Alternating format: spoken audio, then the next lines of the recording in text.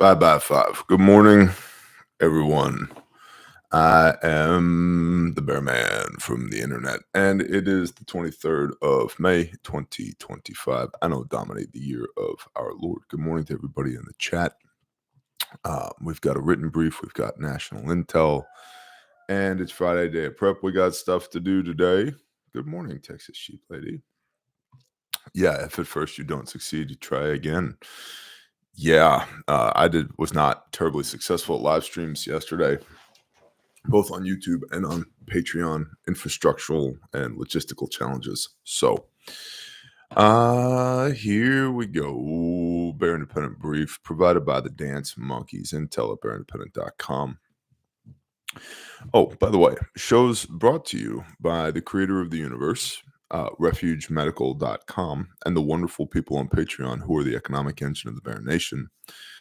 Links are in the description for all of those things. And please, if you'd like to be subscribed, please subscribe or check that you are still subscribed, because YouTube, not me, unsubscribes people every day. And of course, we have 2 channel strikes and have been shadow banned for a long time. So, like years. So sharing the show is a really good way for us to get around the algorithmic oppression of YouTube, because we've been plateaued at 225,000 subs for a year, regardless of the last 500 plus pieces of content we've made. So if you think somebody else needs to see this show, please share it with them. Okay, Bear. Awesome. Bear Independent Brief, 23 May 25. The economic landscape continues to shift underfoot. Bond market volatility has returned, with Treasury yields surging past critical thresholds. The 30-year Treasury yield briefly broke above 5% this week, reaching its highest level since 2023, while the 10-year yield traded at near 4.6%, levels not seen since February. Moody's recent U.S. credit downgrade has reignited serious concerns about the nation's worsening fiscal trajectory, and the bond market's reaction, selling rather than buying during market turmoil, contradicts typical flight to safety behavior and has fueled worries about broader sell America trade. Essentially, this isn't just about inflation anymore, and that's important. This isn't just about inflation anymore. Wall Street analysts point to, quote, rising fiscal uncertainty and stubborn inflation, end quote, as key factors likely to keep long-term yields volatile in the near term. Excuse my slurping, but the caffeine must happen. For those watching markets for signs of trouble, this volatility indicates a shift in investor sentiment, which could end up having lasting impacts. Why do we care? Why do I care? Well, I care in the immediate near term because the value or lack thereof of the US dollar is something we all deal with, known or unknown, consciously or unconsciously, every day. And so that's an indicator that I keep track of. And I care in the short term to long term when it comes to potential threats that may need to be mitigated on the horizon, threats to the safety of me and my loved ones, what the prepper sphere would call SHTF, the end of the world as we know it, without rule of law, etc. Because if the United States, with a population of approximately 340 million people, asterisk, because we don't really know, if the United States has a let them eat cake moment with 490 million firearms and trillions of rounds of ammunition and 50-ish different sovereign states that all have different socioeconomic and political makeups and demographics, then you end up with potentially Civil War 2.0 and or balkanization, and it gets ugly quick. And it does not have to rise to the threshold of open warfare, American against American, in order for the economic turmoil to be impactful to the average person's household. I do not want a Weimar Republic wheelbarrow full of cash for a loaf of bread situation in this country, aka hyperinflation, because lots and lots of good people are not adequately prepared for that. And those of us that are adequately prepared for that, it's still a very less than ideal situation because it becomes a game of resources, which encourages bad people to act even more badly and entices good people to act badly just to be able to feed their own children. In other words, it's really bad. And so that's why I care about it. That's why we're paying attention to this. It's not that I'm heavily vested in treasuries or the stock market. I'm not. I'm heavily vested in physical stockpiles, inventories of things that I believe will be useful if slash when normalcy is degraded. But the indicators, I need these indicators. For those watching markets for signs of trouble, this volatility indicates a shift in investor sentiment, which could end up having lasting impacts. Meanwhile, indicators from major retailers are emerging about consumer strength and tariff impacts. Lowe's, the home improvement store, reported that shoppers continued to, quote, avoid purchases of bigger ticket items of $500 or more, end quote, with their CFO noting, quote, we've yet to really see at scale the consumer re-engage in larger discretionary categories, still mainly sitting on the sidelines, end quote. Discretionary spending is buying things that you don't have to have. There's necessary spending. I forget the technical term for it, but food, water, energy, housing, basically the base of Maslow's hierarchy of needs. Those things, those things you have to have. You don't have to have a new washer and dryer from Lowe's. It may feel like it at times, but it's not a need to have. It's a want to have. And so that's what Lowe's means when they're talking about discretionary spending. This reluctance to spend on big ticket items often comes before broader economic contractions, so it's worth noting. Additionally, despite retail giant Walmart's recent attempts to downplay tariff impacts, they've now issued stark warnings about price increases. Walmart CFO John David Rainey stated bluntly that they're, quote, pleased with progress that's been made by the Trump administration on tariffs from the levels that were announced in early April, but they're still too high, end quote. He added that Walmart is, quote, wired for everyday low prices, but the magnitude of these increases is more than any retailer can absorb, end quote. The White House responded publicly with President Trump posting on Truth Social that, quote, Walmart should stop trying to blame tariffs as the reason for raising prices throughout the chain, end quote, and demanding that they eat the tariffs, quote unquote, rather than passing costs to consumers. Walmart responded that they, quote, have always worked to keep our prices as low as possible, and we won't stop. We'll keep prices as low as we can for as long as we can, given the reality of small retail margins, end quote. The public clash between America's largest retailer and the White House is another pin to stick on the indicator's cork board. Retail analyst Michael Baker noted that Walmart's warnings appeared intentional, saying, quote, they're trying to signal the idea that prices will go up, embrace the consumer and the U.S. population for that idea, and also, in a way, send a message to policymakers that it's impractical to think that the entirety of the tariffs will be absorbed by the retailer or the manufacturer, end quote. For anyone concerned with economic dependence, it's worth noting that other companies, including Microsoft, Mattel, Ford, and more, have already warned of price increases related to tariffs. Rainey indicated that consumers would likely see tariff-related price increases starting in late May and early June.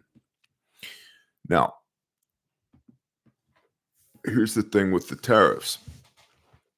There's a manufacturing to retail cycle that takes time.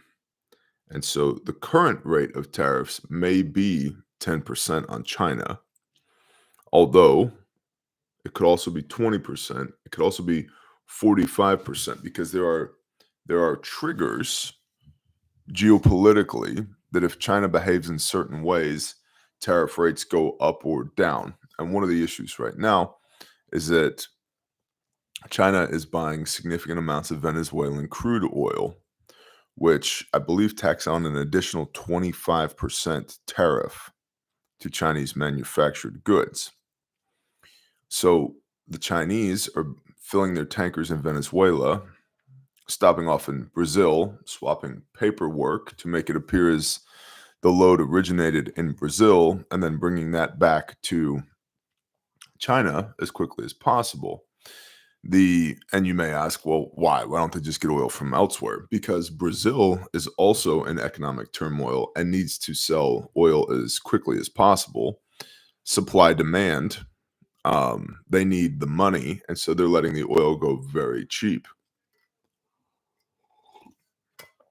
The officials in Brazil are corrupt. They're in on it. So they're getting bribes, they're getting kickbacks. I'm sorry, it's the Venezuelans that need to sell their oil at bottom dollar. The Chinese economy is also not very strong, in part due to tariff, in part due to demographic collapse, in part still reeling from COVID, which I saw. Which rag was it? Was it Axios saying that there's a new potential break of COVID in China? I don't want to spend too much time in that rabbit hole other than to reiterate my stance since 2019. This is dumb. I'm not doing it. I will not play along. I will not comply, and neither should you. But I digress. So the Chinese tariffs, because they change by the day, sometimes by the hour, cause American manufacturers to be uncertain as to whether or not they should invest in American manufacturing here, because it takes a long time to build a warehouse or an industrial plant. It takes a lot of money to build a warehouse or an industrial plant, and then to purchase the inventory. And the economics of investing in a warehouse full of inventory or a manufacturing plant change. The cost to benefit ratio changes based upon the Chinese tariffs, because the tariffs affect the price of Chinese goods, which is what American goods would be priced against. So the market viability of the product that's in that warehouse or being manufactured at that manufacturing plant is in part predicated on the Chinese tariffs. So the floating tariff system creates uncertainty here for American manufacturers, but also for American retailers that are buying Chinese goods, because I don't know what the actual price is going to be if I'm buying stuff from China. I'm not, but if I was Walmart, I don't know what I'm actually paying. And data is king in business, especially an incredibly large business like Walmart. They need that data.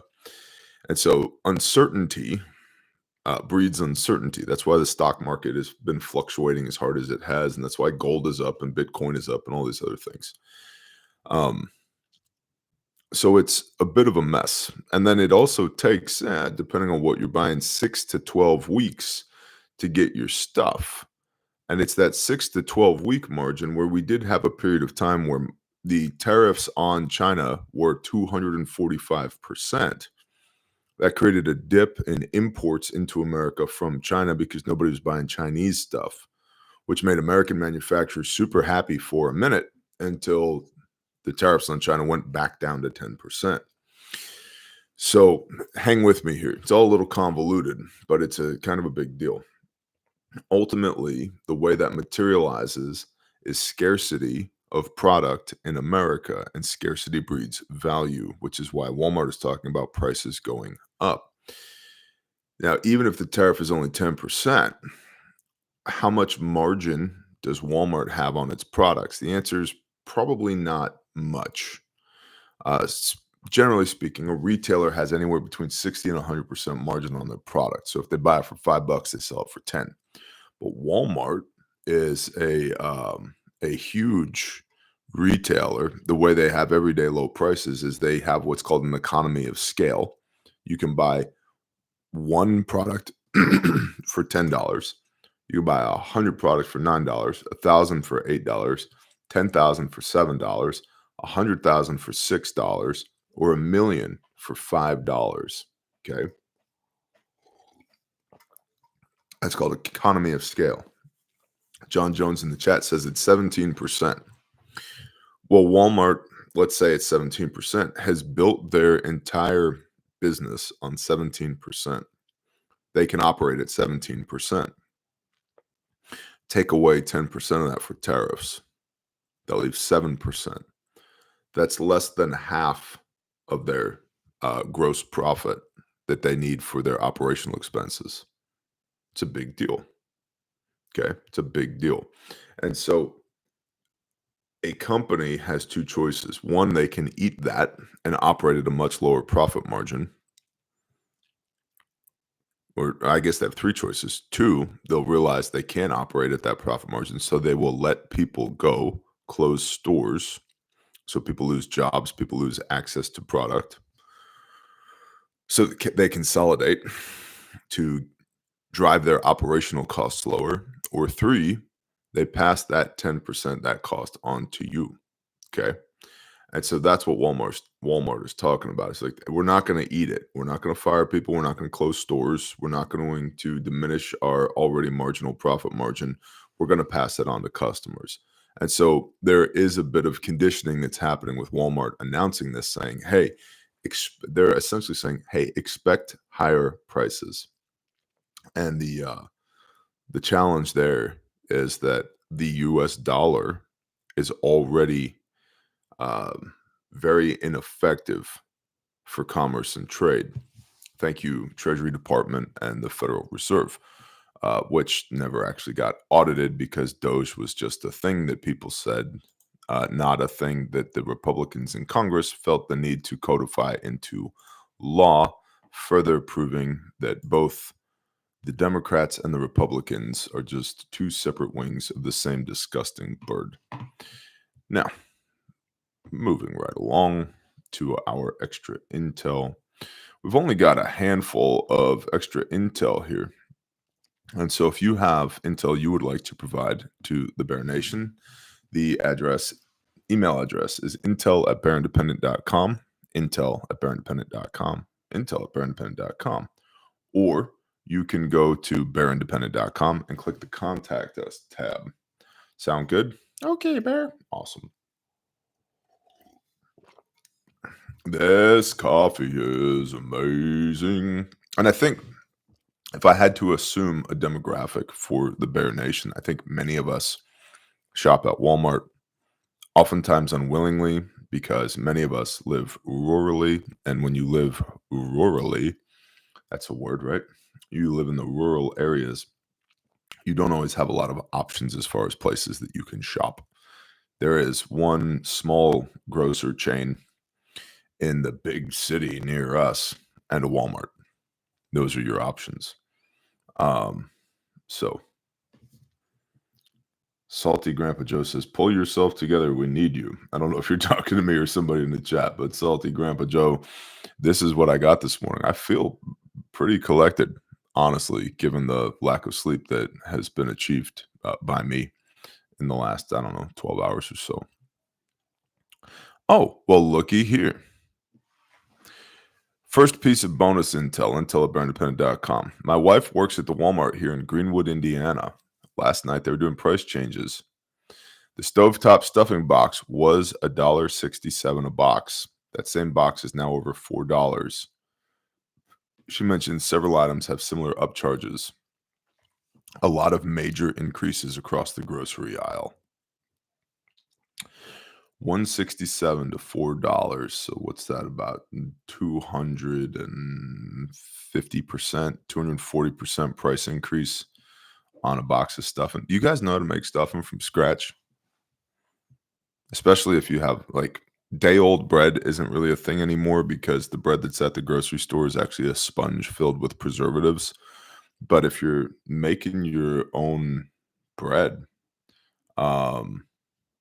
bums in the chat. Thank you, MC Upert. What's up, MC?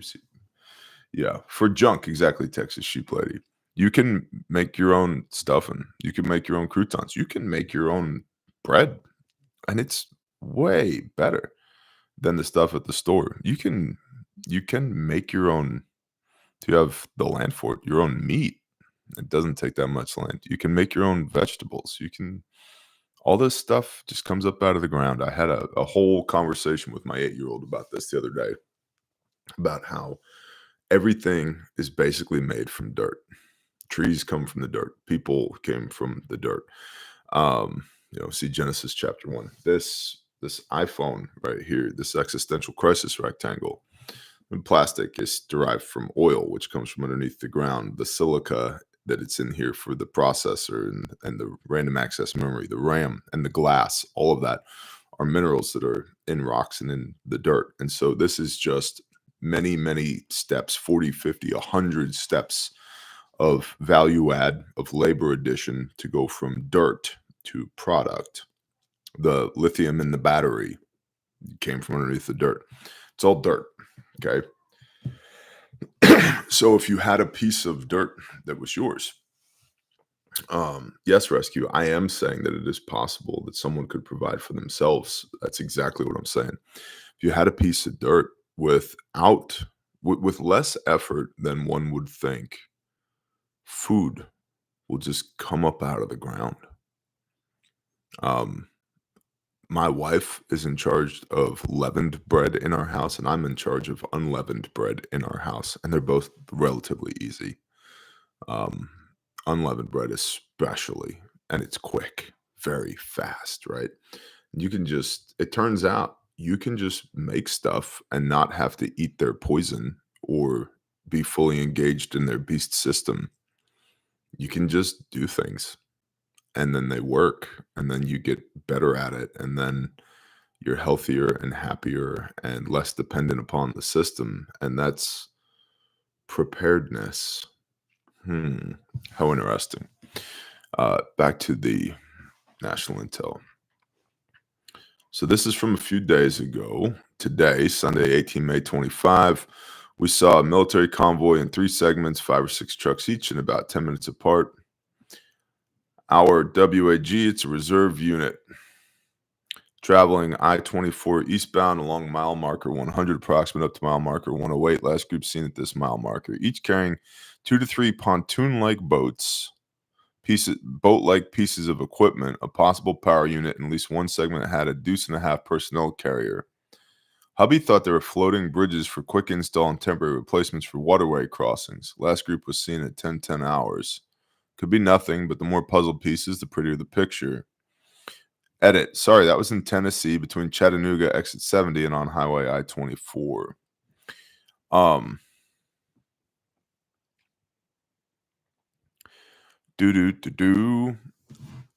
During Hurricane Helene, and see, there's been a lot of flooding here lately. When I say here, I mean like the United States of America, but also here. During Hurricane Helene, one of the things that we were encouraging the states of Tennessee and North Carolina to do was to get the National Guard to bring in temporary bridges. And by and large, they did not. They should have. They could have. And the governor of Tennessee was doing, by my estimation, a pretty good job of empowering people closest to the problem to just do whatever they needed to do to get the job done. The governor of North Carolina was not. And it was just an absolute dog and pony show.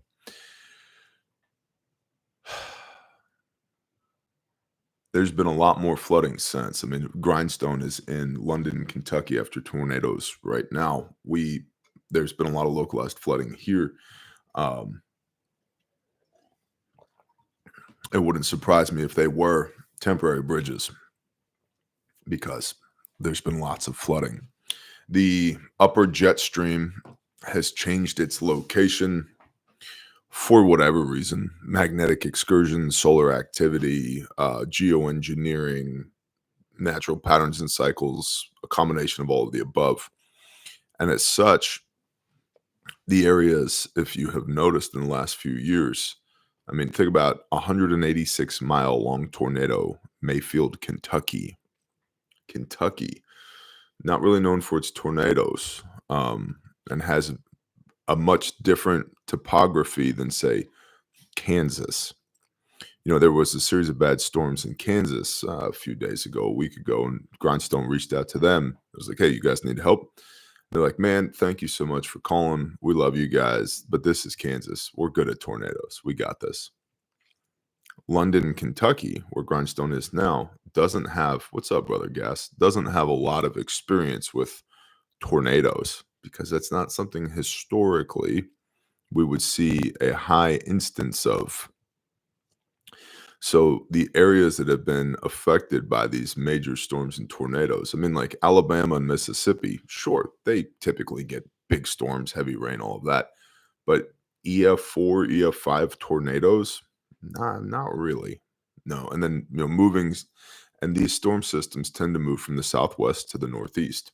That's part of how, from the southwest to the northeast, okay?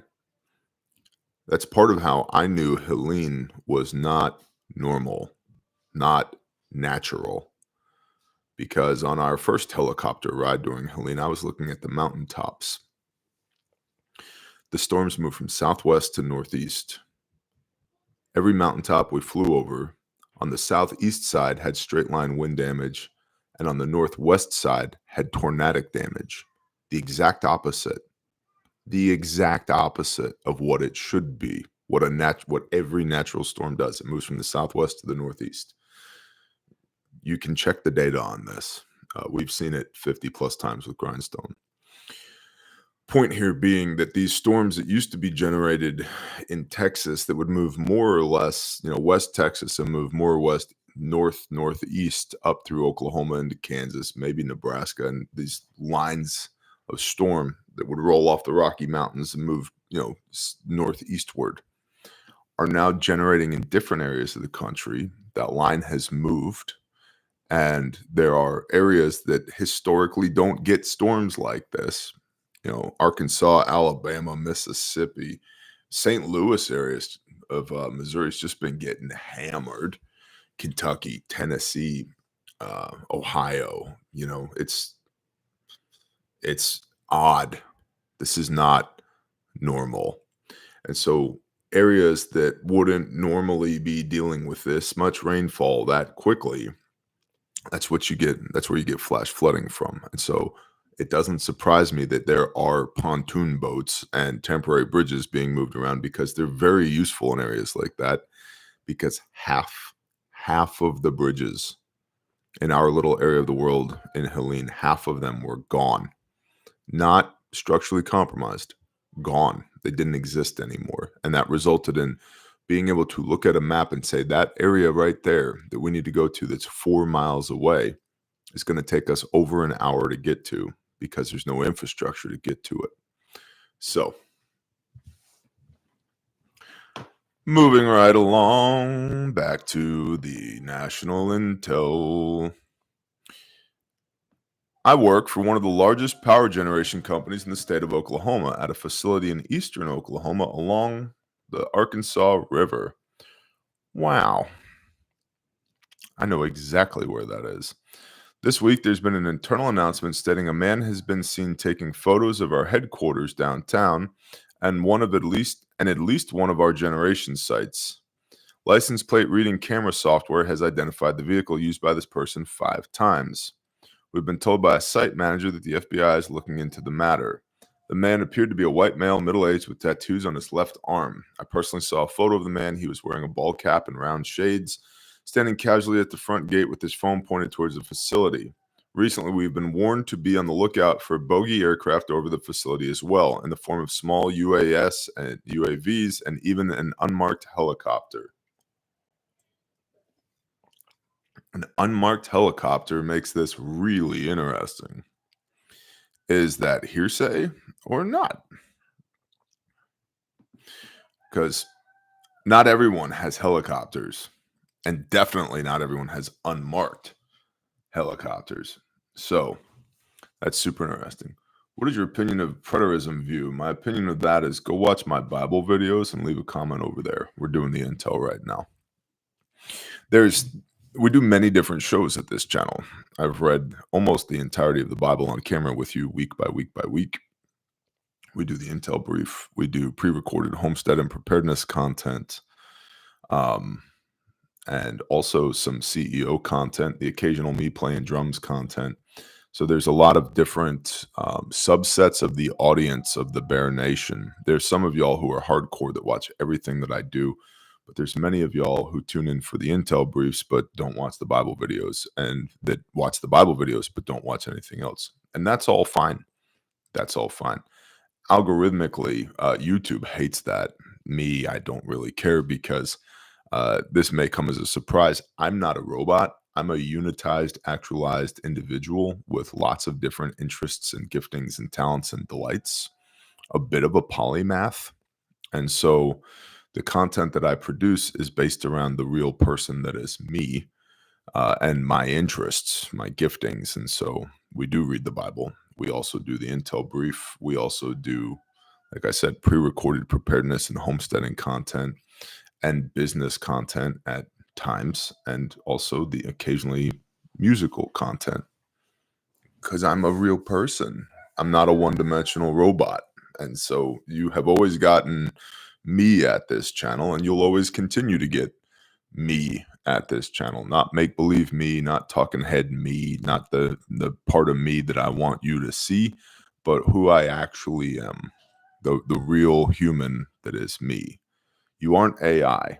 I am not AI. You know how you could tell? Look, 10 fingers. Also not a Nephilim. I don't have 12 fingers or 12 toes. Next bit of intel. As you know, or maybe not, I work for the sub-agency of the DoD. I received this text followed by an email, 19 May 2025. I find it interesting with all the chatter about China's backdoors into our infrastructure. Begin text. Exercise, exercise, exercise. Exercise NCR disruption. Exercise, exercise, exercise. This is only an exercise. The National Capital Region, NCR, is experiencing sophisticated and significant communications, power, and critical transportation disruptions. There have been reports of severe traffic congestion throughout the NCR, National Capital Region, due to power grid interruptions, including WMATA experiencing outages across the Metro Rail network.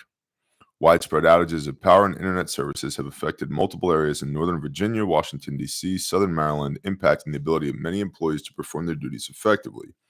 Please select from the options below for accountability purposes. Reply with a response option number. 4, safe. 5, not safe. 6, not an affected area. End text. And again, exercise, exercise, exercise. I spoke with y'all earlier in the week about the request for, I believe it's 850 units of congressional survival kits. And the scope and quality of what is being requested, what has been specified for congressional survival kits. Somebody commented, they go, "That sounds terrible. Refuge should do something better." To which I responded, "Why do you think that I am in possession of the specifications for congressional survival kits?" Now, there's certain, there's these things called non-disclosure agreements. But I'll tell you this, what has been specified, I'll tell you what I told the person who asked, RFP, request for price. This is garbage. Like, if this is what a survival kit looks like, they're gonna die. Even if they knew how to use the things inside of it. What's up, John Brady? Even if they knew how to use the things that you specified to be inside of it, there's not enough here to be effective. I'll tell you one category that I found. What are congressional survival kits for? Congress? Yes, Tracy. That's why they're called congressional survival kits. One of the things that I found very interesting is that there's steps being taken in these congressional survival kits for the preservation of and maintaining the secrecy of documentation. That was curious to me. So I find it interesting that uh hurt citizen. I bet there are nips and cocaine in them. We are not providing that. If they are going to be added, they'll probably be added by the end user. Um, but the timing of we need 800 quantity 850 congressional survival kits, you know, the congressmen, senators, and their staffers. Um, that number will probably balloon to thousands, is my guess. Um, but the timing of that, coupled with this exercise, National Capital Region is experiencing sophisticated and significant communications power and critical transportation disruptions, all of which is predicated on the successful flow of electrons, all of which I've talked to you about previously, which is you need a plan for when there is no flowing electrons for as long as possible. So just all indicators, super interesting. Do I want to extrapolate those indicators to the point where I get spun up in a tizzy and think we've got an imminent nuclear war going on? I do not. Also note that Israel is saying that if America will not attack Iran's nuclear production facilities, that they will do it themselves.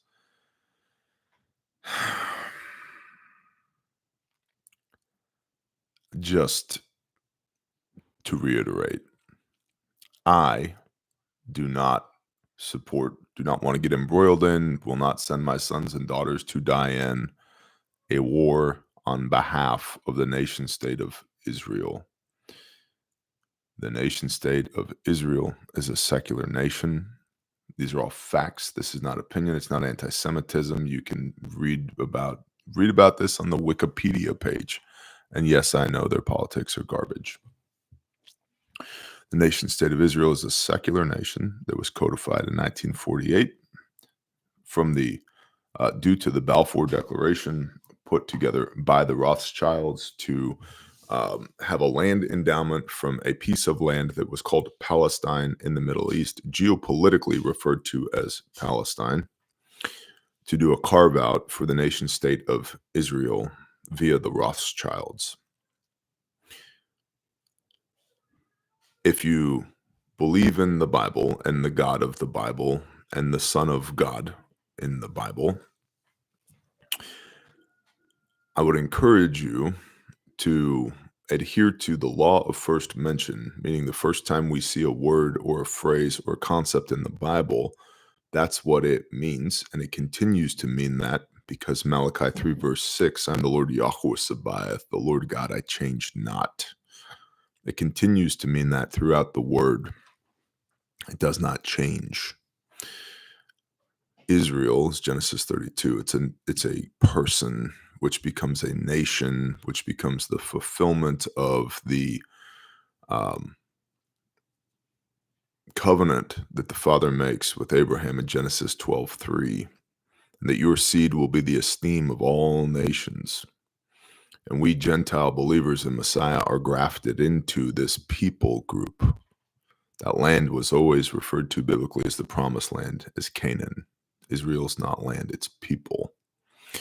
And God's chosen people is more than the one remaining of the 12, 13 if we count Levi, tribes of Israel, who was a guy named Jacob who was renamed Israel after wrestling with God. So there's a separation between the modern secular nation state of Israel and the biblical Israel. And that's all predicated on, I'm sorry, evangelicals, it's all predicated on the word of God. And so I'm not in a hurry to bleed and die or send any of my people to bleed and die for the nation state of Israel if they get into a tiff with Iran. That being said, there are people over there that have a right to live. Which people? All of them. And so I don't begrudge somebody for going to war to protect their people, whichever somebody it may be. But I don't want to fund it, and I don't want to bleed and die for it, and I don't want my kids to fund it or bleed and die for it either. That doesn't sound like greatest ally status to me. So, just things to keep an eyeball on if Israel and Iran get into an actual tiff in Israel. And when would they do that? Well, today's Friday. You want more proof of their secular nation status. They tend to do a lot of things on Shabbat. A lot of things that aren't very restful and peaceful on Shabbat. So stay tuned, my friends. We'll see.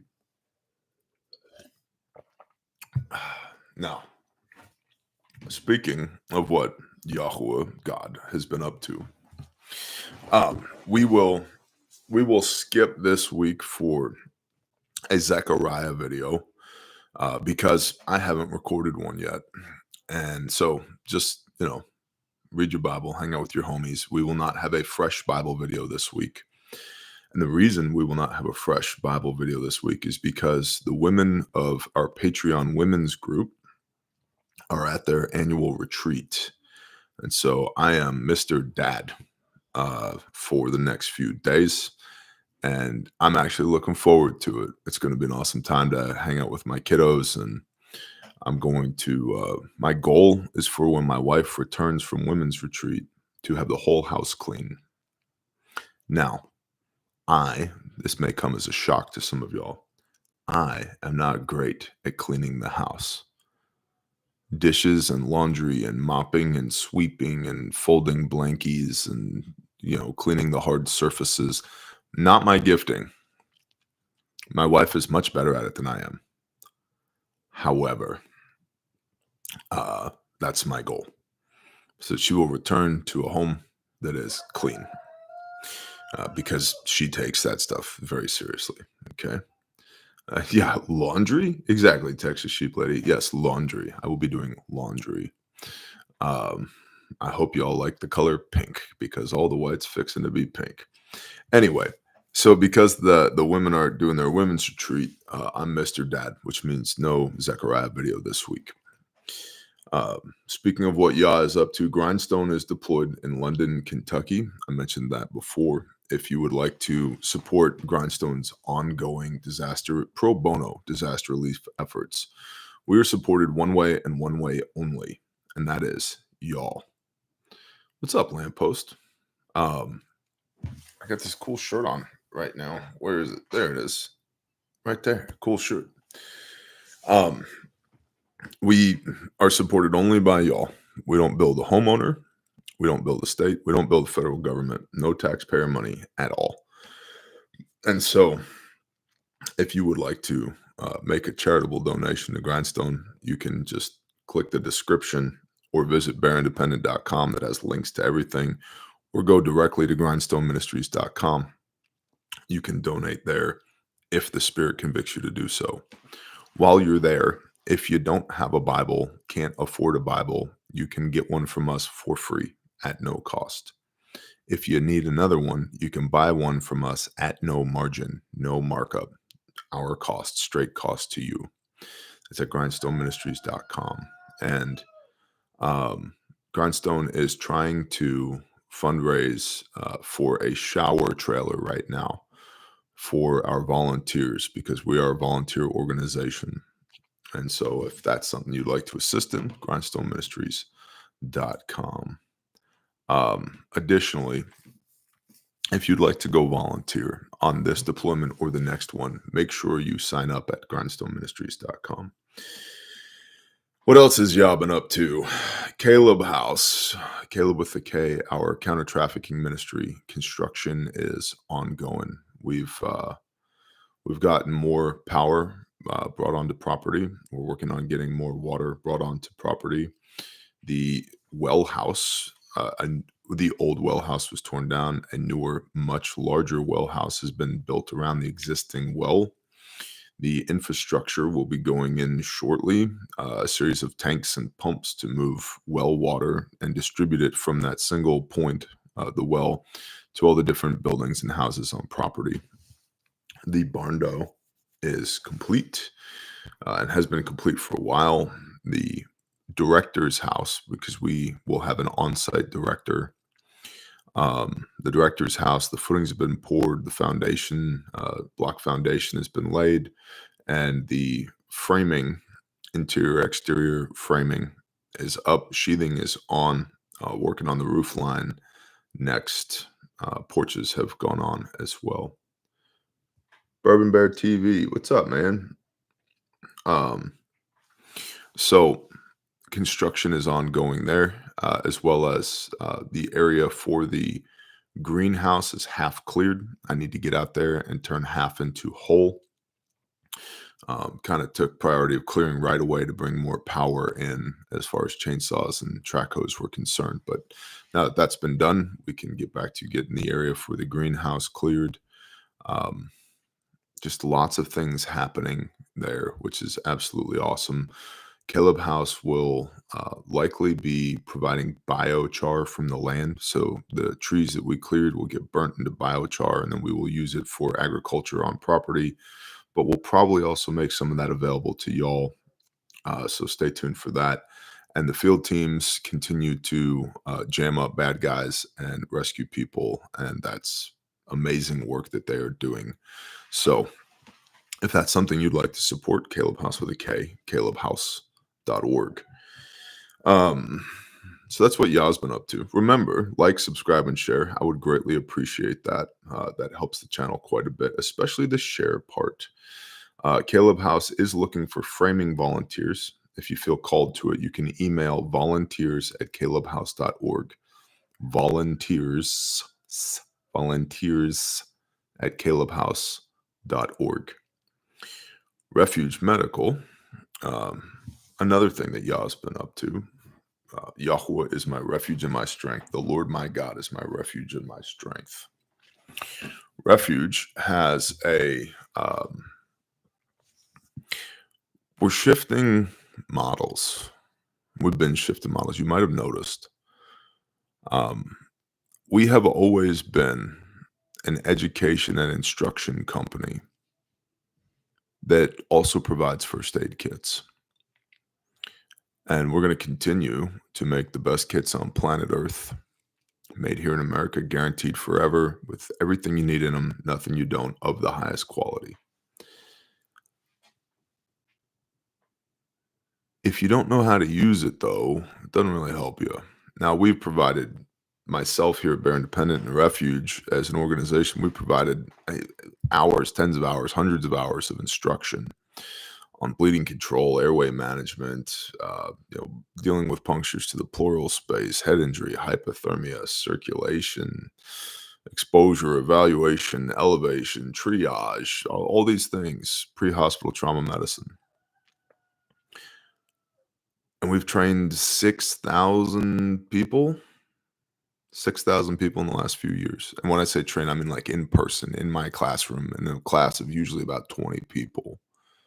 So it's about 300-ish classes in the last few years. Well, we're going to be doing even more of that because you need to know how to use your stuff, not just possess your stuff. And so if you go this morning, because at sundown the store closes, if you go this morning, it will reopen sundown Saturday. So just,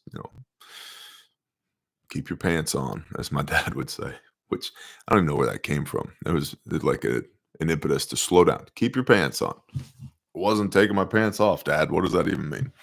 But if you go to refugemedical.com and you click the training tab, what you'll see is a whole lot of opportunities to train in a few different areas geographically and areas of interest. So we have the Radio Made Easy class with Evan coming up. I would strongly recommend you come to that class if you have a radio but don't know how to use it or don't have a radio at all. Communications is incredibly important now and when the balloon goes up. So if you don't know what you're doing, if you're not confident in your skills, and you want to run some real world missions, some scenarios to prove that you have the proficiency, that's the class for you. So that's the Zero to Hero Radio class, refugemedical.com. We have a class on the road coming up at Kentucky Sustainable Living. I would encourage every one of you to go to Kentucky Sustainable Living's events. If you're within 8 hours drive time, go there. That's the only class on the road that I'm teaching this year that I'm aware of. However, I will be in Cody, Wyoming at a much more spiritual event, not trauma medicine related. If you want details on the Cody, Wyoming event, it's a very small group, no more than 20 people, 3 days at a ranch in Wyoming, doing the deep work on ourselves, our essential self, and our soul. You can email admin@Barron dependent on that. But I'll be teaching at Kentucky Sustainable Living. And that class is like 60% off. So I would strongly encourage you to go to that class. We put a very special price on that because we love Jason at KSL. We also have Wilderness Responder. Wilderness Responder is a 72-hour block of instruction during which we will be pressure testing your bug out gear, making sure you have the requisite skills with control, with an awesome cadre of instructors. Striker Cade's coming out. Ed from the Iridium Group is coming out. I'll be there. Medic Mike's going to be there. Maybe a couple of other surprise instructors are going to be there with a very high instructor to student ratio. This is 20 seats and 20 seats only for Wilderness Responder that will be taught in the field. It's a 3-day class in the field during which we will teach and you will complete the ECSI 36-hour comprehensive wilderness curriculum, and you will be accredited for 36-hour comprehensive wilderness through ECSI. So this is an accredited class, and it includes more than $500 worth of medical equipment that you will take home with you. So you will have a comprehensive wilderness medical kit that you will also be taught how to use in the field, where we will also be pressure testing things like, can you actually make a fire? Do you actually know how to use your knife? Can you actually build shelter? Do you know how to tie rope and cordage and knots? Do you know signaling? This compass that you have on your kit, is it just a cutesy little, like for years, I didn't actually, like I knew how to use a compass, but I didn't know how to use a compass, right? So let's plus that up, okay? All these things, and so bug out bag exercise, plus pressure testing your bushcraft, plus exercise living in the field for 3 days, 2 nights, plus low light, no light scenarios, plus 36-hour comprehensive wilderness curriculum. It's a banger of a class, and that's the Wilderness Responder, and it's in the class right now. And of course, from a kit standpoint, if you need stuff, we have stuff, and the vast majority of it is in stock and shipping fast, and it's also buy one, get one 30% off right now at refugemedical.com. So go get what you need, including training. And if you can't come to class for any of these things, on the 30th, you'll see on the training tab at Refuge Medical, we're doing a remote responder. This is a private live stream experience where I am teaching you. It's a live training. It's not a pre-recorded webinar. It's a live training where we'll be doing question and answer with the chat and the whole nine. And I'm going to teach you our Responder 1 curriculum, which is massive bleeding, airway, respiration, circulation, head injury, hypothermia, expose, evaluate, evacuate, elevate, and scene safety, all of that. It's $99. It's $99. Watch it with your family. Watch it with your volunteer fire department. Watch it with your bros from work because you're a cop or a construction worker or whatever. Watch it with your church. It's $99. If you spend $2.99 or more today, you get it for free. Pretty good deal. Which brings us to Patreon. What's happening at Patreon? I was in dad mode last night, so we didn't have our regularly scheduled live stream, and for that I apologize. There's two very, very valuable things happening at Patreon, which is $10 a month or $100 a year. Link is in the description. Incredibly high value. One is we have the Village Hospital mini-series that is running right now, based upon a question from a viewer. All right, the balloon goes up, and our mutual assistance group has to coalesce into one area. I'm in charge of the Village Hospital, said the person who asked the question. What do I not know that I need to know? What do I not have that I need to have? And so there's a 4-part mini series of like 30 to 40 minute long instructional videos there on the Village Hospital mini series. What's up, Scuba Mom? Thank you. So huge amount of value there. And then the other thing that's happening at Patreon right now, in addition to all the pre-recorded content and all the exclusive live streams and all the other benefits of Patreon, is I am dropping chapters of my book, The Prepper Classroom 201, as I complete them. And they're pretty freaking good, if I do say so myself. So I've been going back through the Prepper Classroom from 5 years ago and analyzing my thoughts then versus my thoughts now, doing a compare contrast, lessons learned, incorporating lessons that I've learned from running ministries, running businesses, deploying Grindstone 50 times, and training 6,000 people and doing many, many, many consults and building that back into the book/curriculum of Prepper Classroom 201. William Qualls, bless you, bro. Train the Trainer was awesome, worth every penny. I've never seen anyone pack that much knowledge and training into 2 days. Definitely looking forward to Wilderness Responder. Bless you, bro. We also have another Train the Trainer date that's in the store at refugemedical.com. If you missed the first one, there's another one coming this fall. And based upon feedback from our students in the first class, like William, the next Train the Trainer is a 3-day event, not a 2-day event.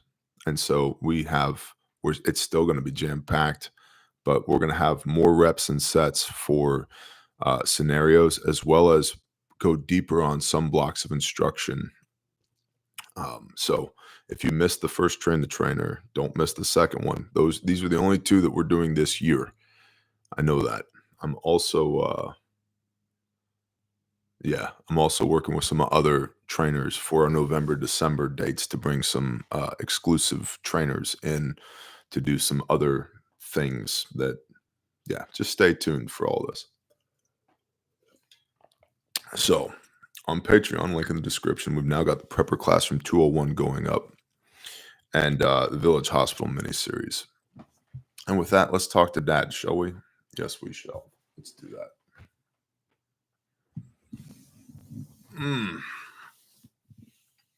Good morning, Father Yahweh. Father, thank you for all these awesome people. Father, thank you for loving us when we've given you so many reasons not to. Father, thank you for relentlessly pursuing us, even as we've just tried to outrun you, some of us, our entire lives, which just proves that you are sovereign over all things, including us. Father, thank you for making a way for us to come home again by the blood of Messiah,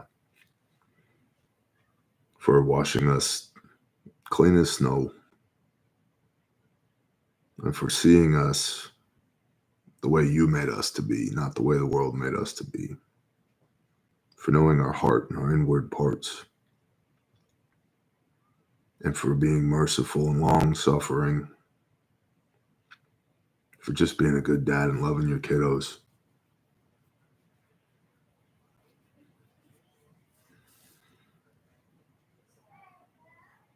Father, there are people who are hurting today, who are holding so much tension in their bodies and pain. Their tight chest, their tight shoulders, their tight back, their just tight fists. And Father, I pray that you would pour your Spirit out on them, that you would course through them, and that you would alleviate that stress and that pain and that hurt. But more importantly, Father, the root of those things, the guilt, the shame, the inadequacy, the not good enough. And Father, that you would love these people, because it's the enemy that tells us we're not good enough, when the proof of our value hung upon a stake and said it is finished.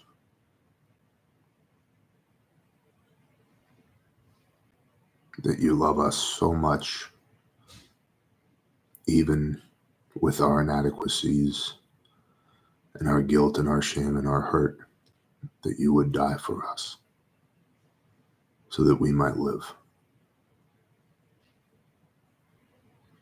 And so, Father, all my brothers and sisters who are wrestling with that right now, today, Father, pour your Spirit out on them, that they might breathe the breath of life, the Ruach, that your Spirit would be dwelt in them. Father, that we might walk with our chin up in the model of Messiah, to be your hands and feet, to be a city on a hill, a light that's not hidden under a basket, that we would heal the sick and raise the dead and move mountains in your name, not for our glory, but for yours. That we would be a living testimony of just how incredible you are, the awesome power of you manifested into a little tiny imperfect person who brings nothing to the table but belief and love. So, Father, I thank you for doing amazing things through broken people who have been made whole, stitched together and knit together by the blood of Christ. Father Yah, we love you. We know that you will give us this day our daily bread, because you are a good dad, and all things work together for the glory of you and for those that love you. So, Father Yah, we love you, and we thank you this day. In Yeshua's name, amen.